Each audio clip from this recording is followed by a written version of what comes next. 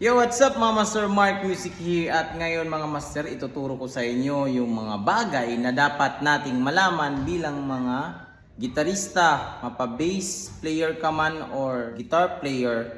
Kailangan at least alam mo ito yung mga bagay na to, yung mga essential na mga bagay na kailangan talaga nating matutunan ng mga gitarista. Muna mga Master, di pa ako professional na gitarista. Nagtuturo lang po ako base sa alam ko at sa sarili kong research. Nasa sa inyo na yan kung susundin nyo to o hindi.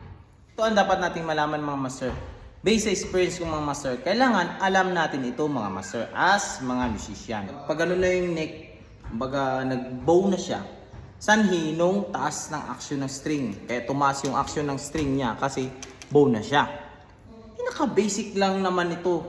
Ang guitar luthier naman, ang trabaho nila is yung mga mag-replace ng mga fret wires, yan, may something na as in sira na or kailangan ng i-replace. Nag-offer din sila ng basic setup sa mga wala pang knowledge mga Master. Paano yung basic setup? Advisable talaga itong mga Master na dapat at least alam natin to.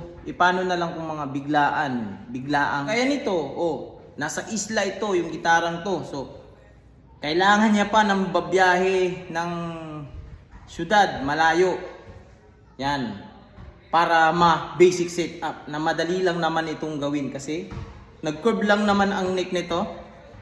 Yan, nag-bow. Kaya sanhi ng mataas na action.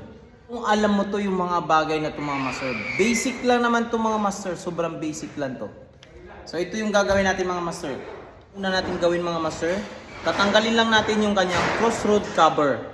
May tayong mga ganito sa bahay natin, mga screwdriver, yan, ganito, yung maliliit, yung magkasya lang doon sa screw. At ito na mga Master, pag nabuksan natin to yung cover na to mga Master, may nakikita tayo doon, yon yung bakal na yon, Allen key. Na pag magbili tayo mga Master is meron yan siyang kasama yung mga gitara natin na Allen key, yan ganito. Yan po yung tools para ma-access natin yung crossroad niya. Yan, yung nakikita natin yung bakal na yan. At Allen key yung kailangan natin mga Master. Ang ginagawa ko mga Master, binubuksan ko to, then niluluwangan ko lang itong dalawang strings, yung kanyang D at A string. Para mahawi ko ito yung mga kwerdas. Walang special na gagawin dito mga Master, ganyan lang mga Master. Yan, para may fully access ka doon mga Master. Then pag ganito yung position na to mga Master is nasa left side ko yung headstock. Yan, pasok lang natin dito yung ating Allen key. Yan, nasa left side yung headstock. Pag ganito mga Master na bow yung neck, ibig sabihin hatakin natin dito papunta mga Master or pahigpit siya, pahigpit. Yan, hatakin lang natin papunta dito, yan. O, ganun. Tapos dandahan lang yung ating galaw mga Master, dandahan lang. Pag matigas siya, huwag ipilit. Yan. So, ganun lang mga Master.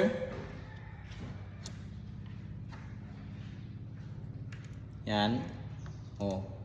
At hindi na kailangan dito sa setup na ito mga Master is hindi na kailangan na mayroon tayong mga level something kasi nakikita naman natin gamit yung ating mga mata mga Master. At ang pagsilip nito is yung galing dito sa dulo ng fretboard at dito is sisilipin mo lang naman yan ganito mga Master. Yan ang silip. Sa nakikita ko mga Master, hindi pa rin siya pantay. Ito, kailangan ito yung silipin mo yung dulo ng fretboard at dito sa nut.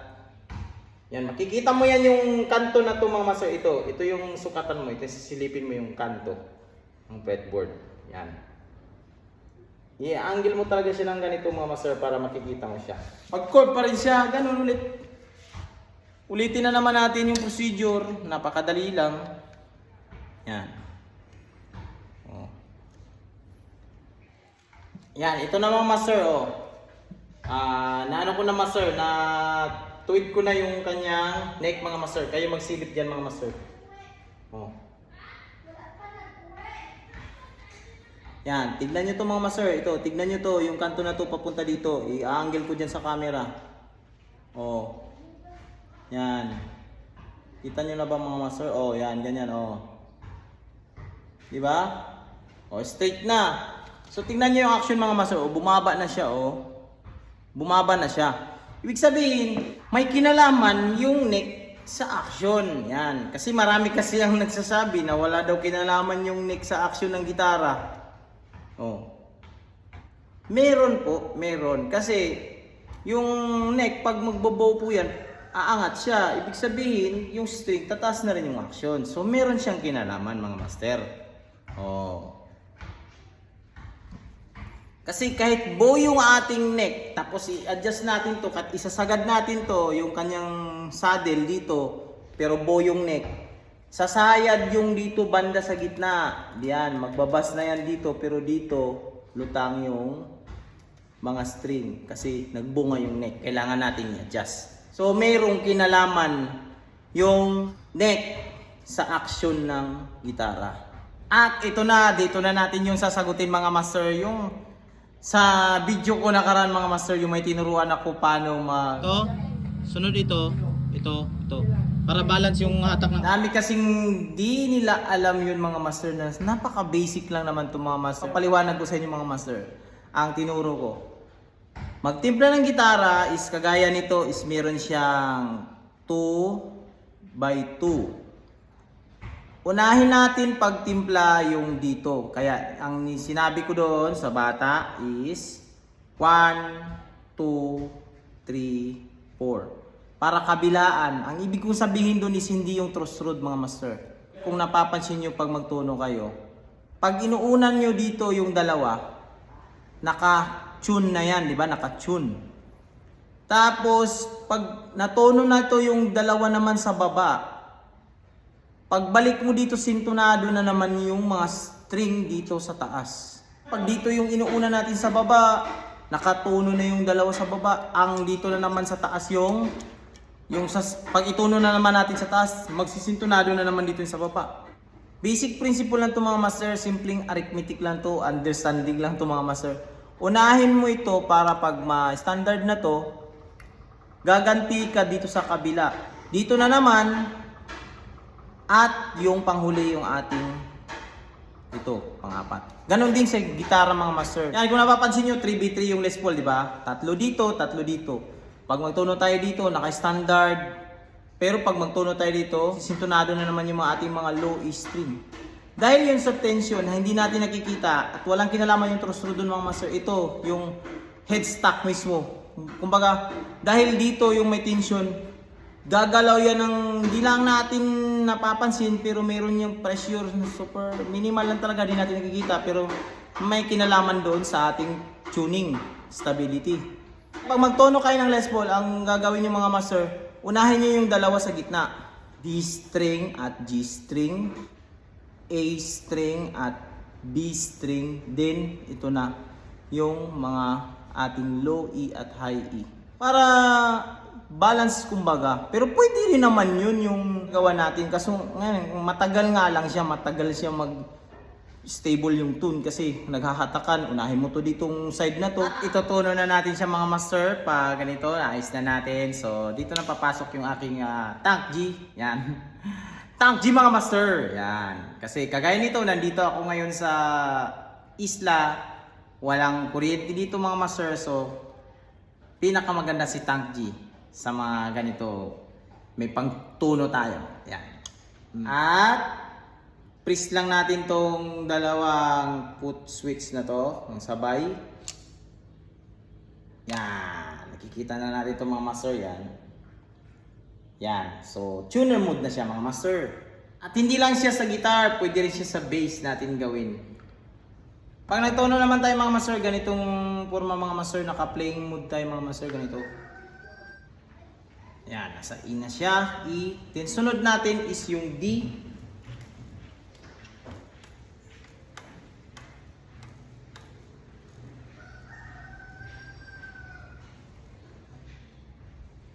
Yan. At ito na mga master, tingnan niyo mga master, oh. Silipin niyo diyan, oh, di ba? Basic lang naman yan, wala naman akong ginawang special diyan. Yun lang naman yung neck, in-adjust ko lang. At hindi ko naman to in-adjust ito, hindi ko na in-adjust kasi itong gitarang to is dito to sa church, ako rin yung nagme-maintain ito mga master, inaayos ko yung mga gitara dito. So ito is naka tuno na to at na basic setup ko na rin. Long buwan, hindi ko siya nagalaw, gumalaw siya ang kahoy kasi yun nga, yung kahoy gumagalaw yan, depende yan sa panahon. Neck lang yung in-adjust ko at bumalik na siya sa kanyang dating action. Yan. At ito mga master, gagawin ito mga master, practice nyo muna mga master sa mga sira-sirang gitara mga master or something na mga lumang mga gitara na pagpraktisan nyo. Ganun lang naman yun. Explore nyo sarili nyo mga master kasi hindi sa tanan or hindi sa lahat ng lugar is may malapit tayong mga guitar luthier yan layo sa city. Oh.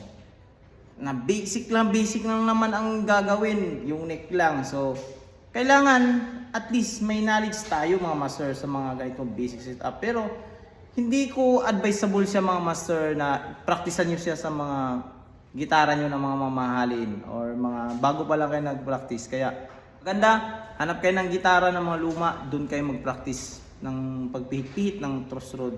Essential lang itong mga bagay na to na kailangan matutunan natin mga master. Para ka lang nag-restring dito. Di ba yung restring, hindi mo naman kailangan na maghanap ka pa ng mga ganitong mag-ayos ng pati mag-restring ng gitara. Is kayang-kaya natin yun, di ba? So parang ganito lang din siya mga master.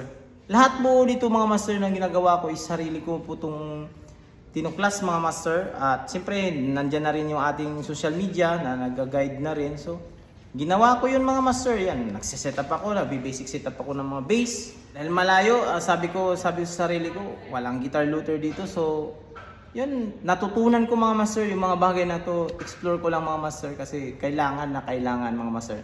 Kagaya nito mga master, ito, si Brave Guitar, isang floating bridge ito na gitara. So, yun, marami sumasakit ang ulo nito sa pagtimpla. Pero bakit natutunan ko yung mga bagay na to? Dahil lang yun sa yun, explore, sipag lang kasi as musician kailangan talaga natin itong malaman itong mga essential na mga bagay na itong mga master. Ito, tanda natin mga master, pag musician ka, kailangan at least alam mo yung mga basic lang mga master, mga essential lang. Para ka lang nag-restring dito mga master ng gitara mo. No need na mga master, no need na. Pero kung may mga damage yung ating mga gitara, yan, replacement ng mga ito, fret wires, yan, electronics, mga pick-up, grounded, yan. Advice ko talaga mga sir na pumunta na kayo sa mga guitar luthier. Yun. At ito mga master dito sa Palawan mga master, para sa aking mga kamaster dyan na hindi pa nakakaalam na meron tayong guitar luthier dito sa Palawan. Ito po yun, plug and play services. At meron ding malapit dito sa Palawan, yung Occidental Mindoro. Meron din akong kilala doon. Ito, Moonstick Ideas and Creation, yan. Yan. Sila yung mga kilala kong mga guitar luthier na marami nang nagpapaayos sa kanila. Actually, si Brave nakapunta na doon na fret level. Yan. Kasi matagal na siyang hindi na fret level, yan. Kasi wala naman akong tools pang fret level. Ang ginagawa ko lang is mga essential lang mga master, basic setup lang yan na kailangan nating matutunan mga master as musician. So hanggang dito na lang ang video na ito mga master. Yun. This is Mark Music. God bless you all. Peace out.